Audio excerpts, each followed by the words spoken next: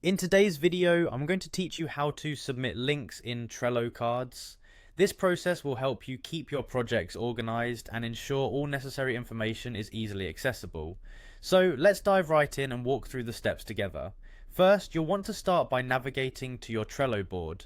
In this case, we're using the My Work board. Once you've got that open, spend a moment looking over your available cards to identify which one you'd like to add a link to. It might be a card that already holds some information for a project you're currently working on, or a new card that you've just created. Next, go ahead and click on that specific card to open it up.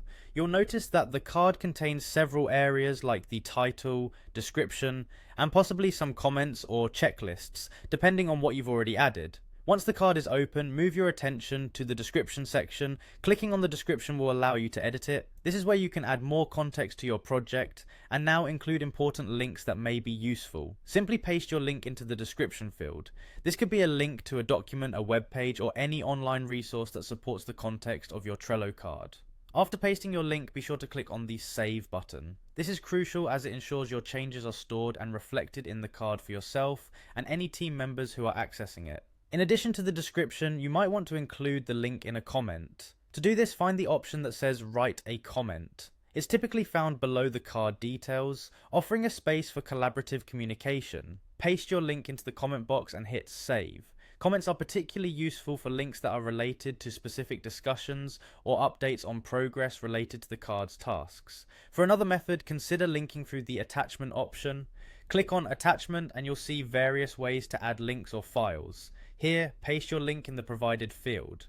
Once your link is in place, click on Insert to add it to the card. This feature is helpful when you want the link to stand out, or when sharing multiple resources through attachments might be more visually organized. Finally, once you have achieved your desired setup with links in the description, comments, or attachments, simply close the menu. By doing so, you're wrapping up the session, ensuring all links and information are properly saved and ready for use by anyone with access to the card. And there you have it, a simple yet effective way to submit links in your Trello cards, aiding your project management efficiency.